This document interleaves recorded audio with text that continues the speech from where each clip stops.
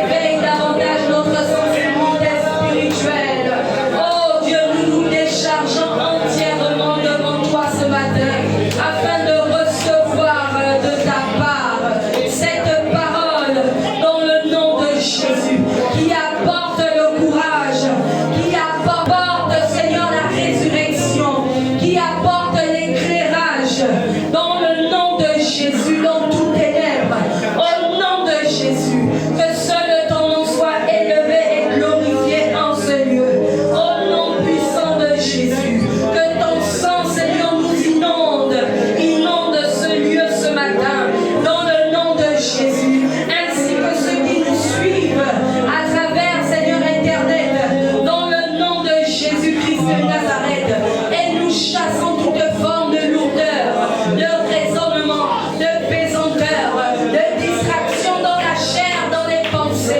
Dans le nom de Jésus-Christ de Nazareth. Oh Dieu, sois élevé, glorifié encore dans nos vies. Sois élevé, glorifié encore dans nos vies. À toi l'honneur, la puissance et la gloire. Merci Saint-Esprit pour ta fidélité. C'est dans le précieux nom de Jésus-Christ de Nazareth que nous avons ainsi prié. Est-ce que nous pouvons acclamer le roi des rois?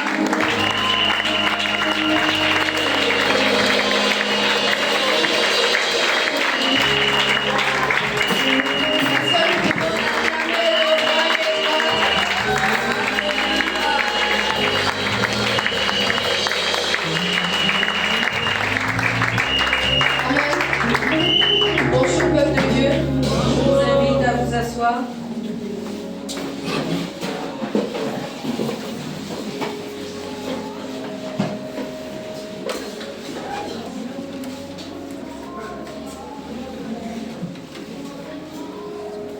La gloire du Seigneur est en ce lieu. Amen. Alléluia. Quand un créateur a fait quelque chose, la créature porte la marque de son créateur. Amen. Et nous portons la gloire de notre Dieu. Amen. Amen. Ce matin, je tiens à remercier mes cœurs spirituels du fait de m'avoir cédé l'estrade aujourd'hui. Et malgré toutes choses, Dieu est au-dessus de tout. Amen. Malgré les faiblesses dans la chair, comme la servante de Dieu parlait, je pensais n'a pas été la seule victime de cette grippe. Aussi, ça peut se ressentir peut-être par ma voix, mais le Seigneur est au-dessus de tout. Bien-aimé, le thème de ce matin, c'est développer ma sensibilité spirituelle afin de veiller sur mes territoires. Je dois pouvoir développer ma sensibilité spirituelle afin de veiller sur mes territoires. Qu'est-ce que c'est un territoire? C'est une zone qui est marquée par une présence. Ça peut être une frontière, c'est une limite, une séparation. Quand nous sommes chez nous, nous sommes dans notre territoire. Nous sommes à domicile. Quand nous sommes dans notre milieu scolaire, nous sommes dans le territoire scolaire. Amen. Notre pays, ce qui le démarque aussi d'un autre, c'est le territoire, la limite.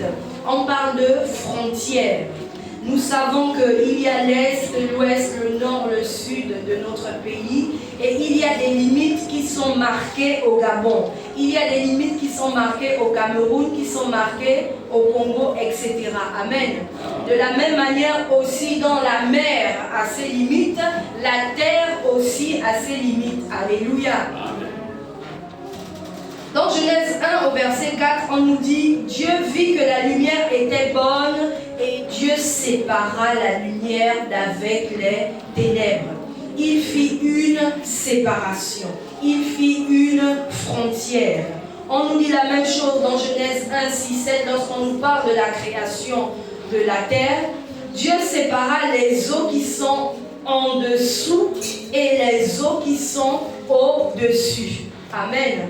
Il fit une séparation entre les ténèbres et la lumière. De la même manière, il fit une séparation entre le pécheur et le saint. Amen. Entre celui qui honore et glorifie Dieu et entre celui qui vit dans la débauche. Il y a une séparation. Nous allons le comprendre encore dans Josué. Nous allons étudier rapidement l'histoire d'Israël. Josué 1, verset 4. L'Éternel se révèle à son serviteur après la mort de Moïse, Josué, afin qu'il prenne le relais. Il lui dit, il rappelle la vision qui avait déjà été donnée et la promesse qui avait déjà été donnée par le Seigneur, du Seigneur par Moïse. Il ramène cette pensée à Josué en disant, vous aurez pour territoire depuis le désert et le Liban jusqu'au grand fleuve, le fleuve de l'Euphrate, tout le pays des Hétiens et jusqu'à la grande mer vers le soleil couchant. Quand on regarde cela géographiquement, on nous fait la situation de l'Est, du Nord, du Sud et de l'Ouest. C'est une circonscription qui est un territoire qui doit être acquis par le peuple du Seigneur. Ils avaient déjà les capacités requises.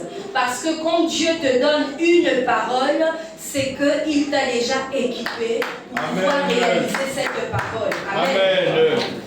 Quand il te donne une promesse, c'est qu'il t'a déjà équipé suffisamment pour attendre que la promesse puisse s'accomplir. Pas les bras ballants, c'est qu'il va falloir mettre en place des mécanismes sur le plan spirituel qui te conduiront à manifester certaines choses sur le plan physique pour entrer en possession de ce qui est à toi. Parce que tant que tu seras dans la distraction, tu ne comprendras pas ces choses. Et tu passeras du temps en train de tourner en rond sans avoir rien compris. Et ce n'est pas ce que la parole de Dieu veut. Quand je dis la parole de Dieu, c'est Dieu. Parce que dans Jean 1, au commencement était la parole était Dieu, la parole était avec Dieu. Alléluia. Dans Apocalypse 19 aussi, lorsque Jean décrit cette vision, il dit « Je vois le ciel s'ouvrir, un cheval qui descendait, sur sa cuisse était écrit « Fidèle, véritable juge ». Il juge avec justice et son nom était la parole de Dieu. Donc quand je dis la parole de Dieu, c'est le nom du Seigneur qui sort de ma bouche. Et elle ne peut que prendre effet avec puissance. Car elle ne repart pas à lui sans avoir accompli ce pourquoi elle a été envoyée. Sinon, elle est vaine. Et il y a beaucoup de personnes qui prononcent, pas parce qu'ils prononcent mal, mais parce qu'ils n'ont pas le support qui accompagne la puissance de la parole afin que la parole se manifeste, qui est la foi. Amen. Nous continuons notre étude. Dans Nombre 21, au verset 23, c'est la même histoire. Pour ceux qui aiment bien les histoires de la Bible se retrouvent. Parce que Dieu met un côté quelque part, il va ajouter un autre détail dans un autre livre, il va ajouter une autre explication mieux faite dans un autre livre. Amen. Et c'est quand nous parcourons que nous nous édifions et nous recevons cette révélation en disant, donc c'est le même parcours.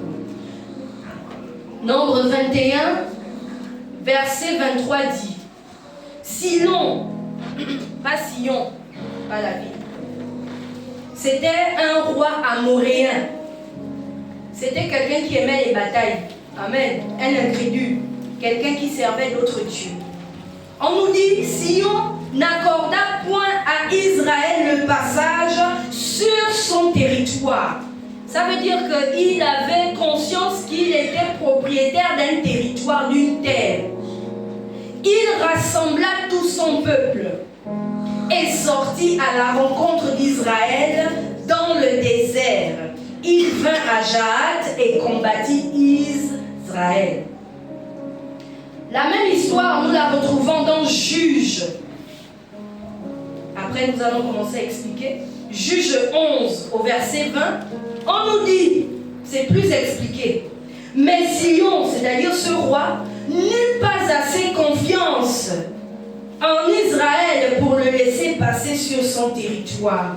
Il rassembla tout son peuple, campa à Jahat et combattit Israël.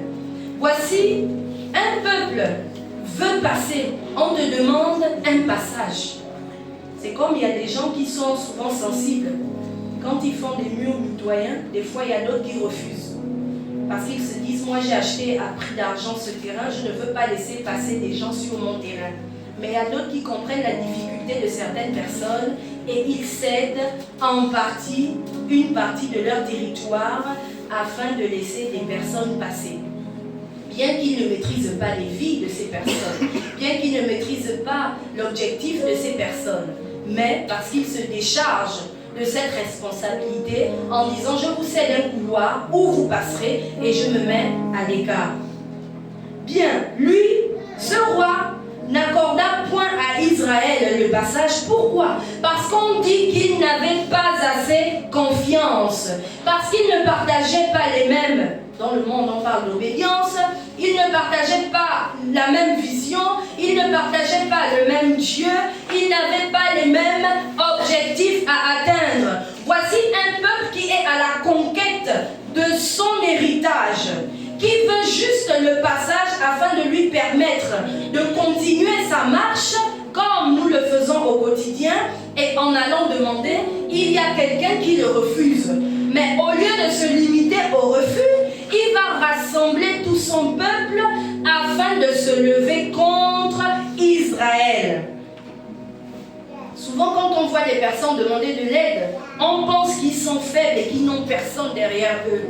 On pense qu'ils sont abandonnés à eux-mêmes. On pense qu'ils sont peut-être dépourvus de sens et de toutes choses. Mais ne combat pas ce que tu ne connais pas.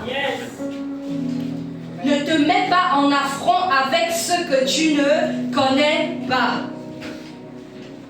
Comme ils n'avaient pas la gestion sur ce peuple, ils ne voulaient pas céder par méchanceté et orgueil. Ils ne voulaient pas céder le passage. Il sortit à la rencontre d'Israël dans le désert. Le désert, c'est un temps de faiblesse. Le désert peut être représenté comme un lieu où tu as des besoins, mais tu n'as pas de ressources. Tu es dans le manque et le besoin. Ça peut être la santé. Des fois, tu prends des médicaments, ça ne s'améliore pas. Des fois, tu as besoin de quelque chose de particulier, mais tu n'as pas les réponses face à cela. Des fois, tu as quelque chose qui te chagrine intérieurement, mais tu n'as pas de réponse face à cela. Et cette chose est comme un fardeau qui est lourd, que tu portes. Tu es privé de provision. Tu es privé de ressources. C'est là où attendait ce roi avec son peuple. Ça veut dire ils se sont dit, en montant des sangs, ils finiront par passer par ici. Nous passons tous par ce genre de situation. Quelle que soit la fréquence, mais nous passons tous par des besoins. Et c'est là où l'ennemi attend. Parce que dans le désert, tu n'entends que deux voix. Il y a la voix audible du diable qui te parle. Nous avons l'histoire dans Matthieu 4 de Jésus. Il converse avec toi.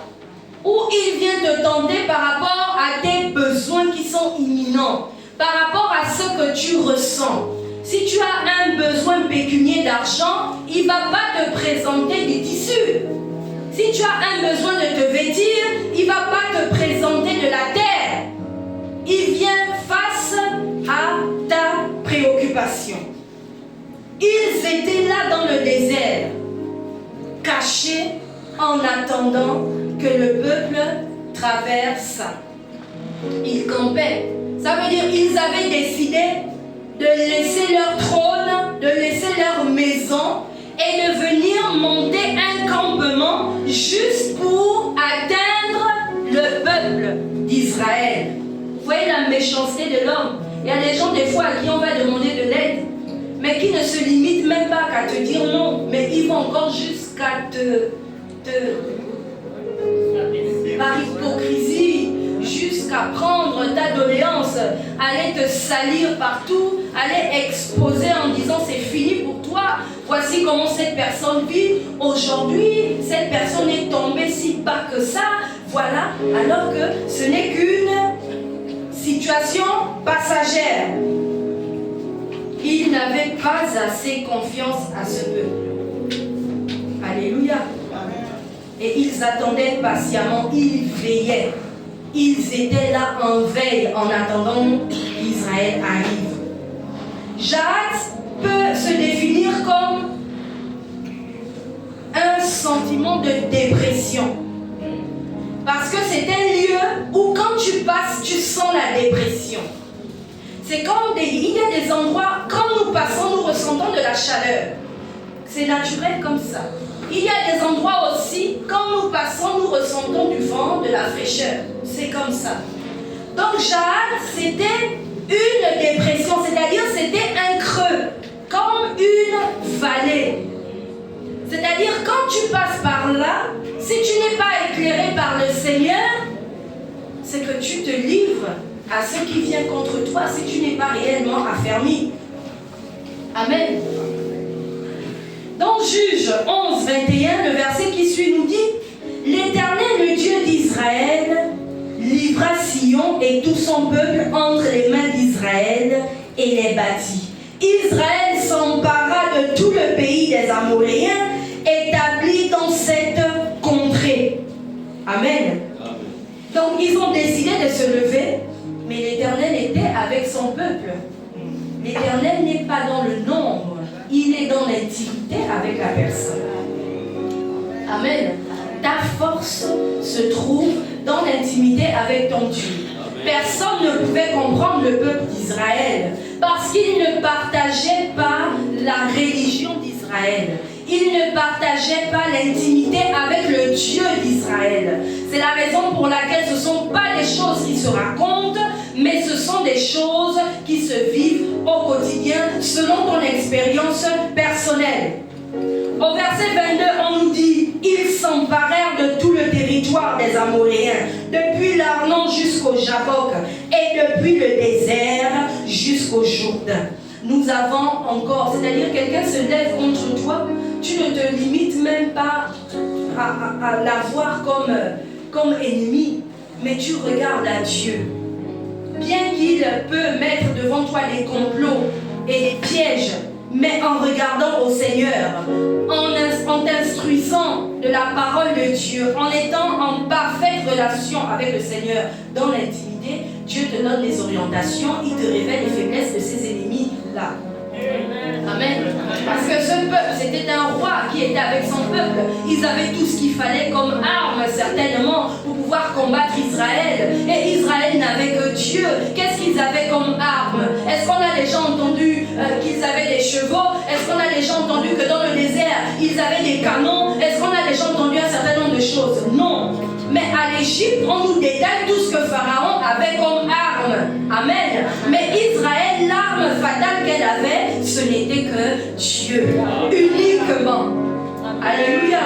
Et personne ne pouvait se lever contre. C'est la raison pour laquelle quand l'ennemi se lève, Dieu ne fait pas que les renverser, mais il te donne aussi en gestion ceux qui n'ont pas pu gérer. Parce que la terre appartient à l'Éternel. C'est lui qui a fondé toutes choses. Et il établit qui il veut.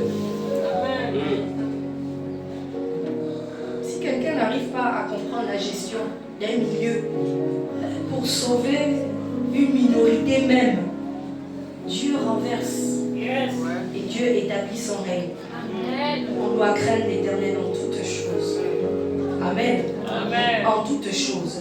Donc nous voyons l'Est, l'Ouest, le Nord, le Sud. À l'école, nous avons appris très jeune les 4 points cardinaux. C'est ce qui nous montre un peu l'orientation. Ça nous détaille un peu où nous pouvons aller. Et dans la vie, nous ne tournons qu'autour de ces 4 points-là. Ça veut dire quand tu es chez toi, tu vas dans la chambre combien de fois? Tu ne peux pas compter parce que c'est ton territoire.